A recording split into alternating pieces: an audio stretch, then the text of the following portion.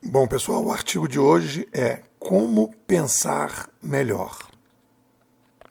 Segundo o nosso querido Marcelo Gleiser, e essa é a frase escolhida para abrir o artigo, não existe teoria final, apenas melhores.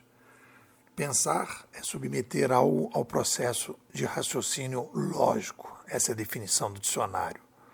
E há uma certa confusão sobre como pensar, refletir, adquirir uma melhor taxa de raciocínio e lógica diante da realidade. É preciso que a gente tenha, mais do que tudo, uma metodologia de reflexão. Não é do tempo que se passa em cima de um determinado tema, assunto, desconforto, fenômeno, que se conseguirá uma melhor taxa de raciocínio e lógica.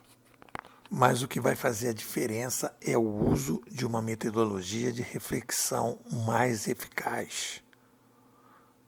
Vamos constatar que o nosso pensamento é feito não sobre a realidade.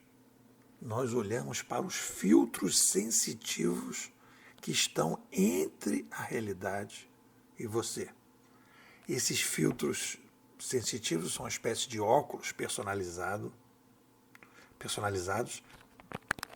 que traz uma interpretação, um olhar específico e particular da realidade.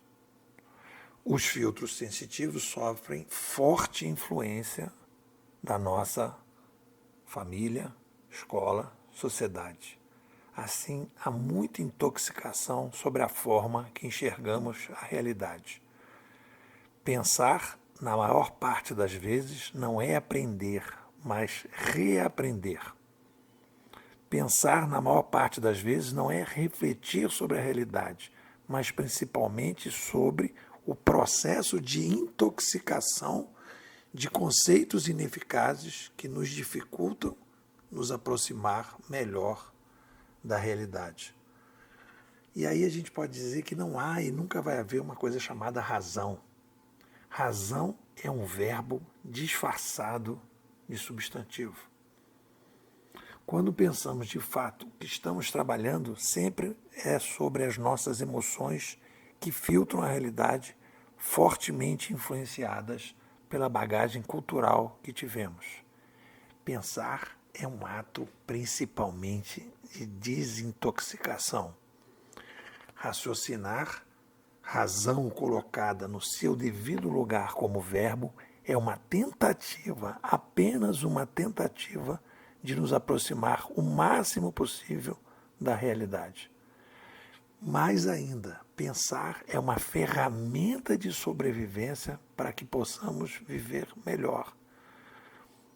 O ato de pensar não termina nele mesmo. É uma ferramenta para que a gente possa aumentar a taxa da qualidade das decisões. Diria que o pensamento é uma desemocionalização para que a gente possa sair da intoxicação que os nossos filtros sensitivos nos colocam. É, portanto, da qualidade da conceituação e de narração que a gente vai conseguindo adquirir, que a gente vai melhorando a taxa de raciocínio e lógica e, por sua vez, a taxa de qualidade das decisões e vice-versa. Conceitos são tijolos de um muro da narração.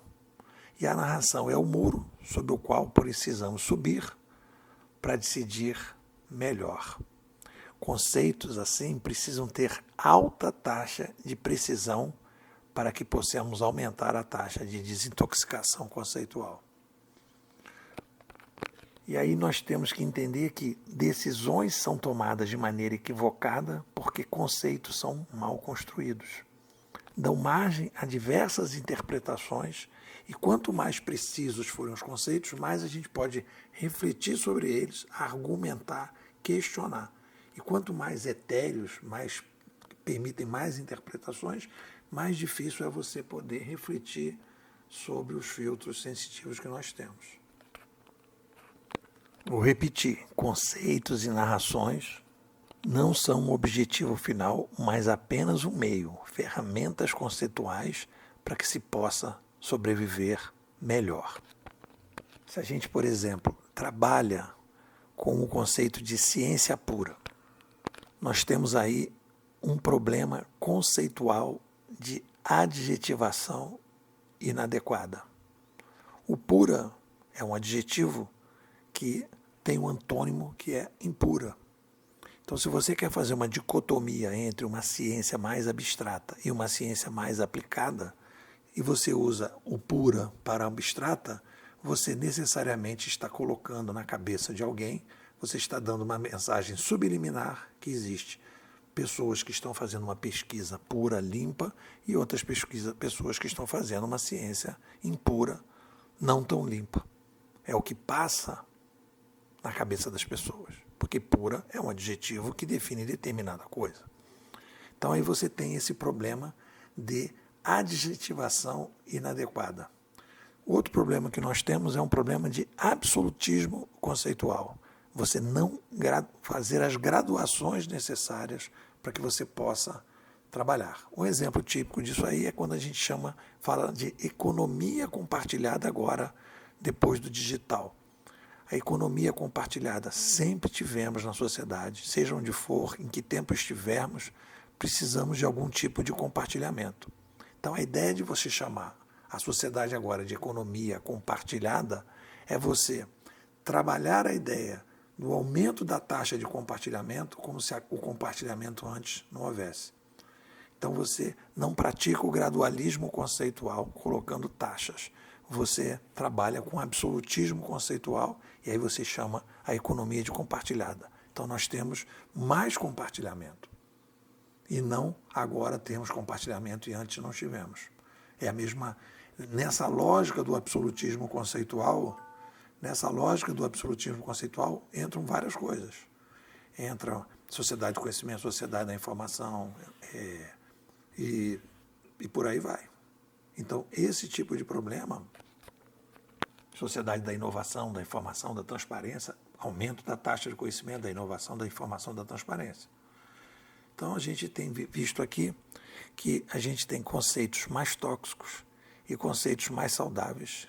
E quanto você usa conceitos mais saudáveis, você aumenta a sua taxa de competitividade e vice-versa. Nesse artigo, nós apresentamos uma tabela, uma metodologia de narração, as duas formas de analisar fenômenos de desconforto. E aí a gente apresenta o absolutismo conceitual e o gradualismo conceitual. Com esse artigo, nós tivemos a participação, a colaboração dos bimodais Fernanda Pompeu, Rodrigo Palhano e Átila Pessoa. O que vocês dizem? Bom, pessoal, vocês devem estar, em função dos nossos artigos, percebendo a qualidade da nossa narrativa. Nós somos uma escola, a melhor escola de futurismo do Brasil. Nós temos aí uma tradição de 70 anos de estudo sobre revoluções de mídia, que começa no Canadá, e nós pegamos essa onda e estamos surfando nela. E eu te convido para participar da escola. A escola é um processo muito interessante que os alunos entram, fazem a formação e continuam na escola, renovando a cada 6 meses, o seu contrato, para que a gente possa ir desenvolvendo juntos aqui uma série de ideias, de conceitos, de pensamentos e reflexões para ajudar as pessoas a entender melhor o digital, ajudar pessoas profissionais e organizações a entender o digital. A gente considera que nós somos a pílula vermelha de Matrix e você pode tomar essa pílula e ficar dentro da nave Nabucodonosor para evitar a volta. O que você me diz? Se você acha bacana, me manda um zap, 21 99 608 6422. Vou repetir, 21 99 608 6422. Depois eu quero ser bimodal, quero participar da escola, quero entrar e ficar na nave, fora de Matrix. É isso. O que vocês dizem?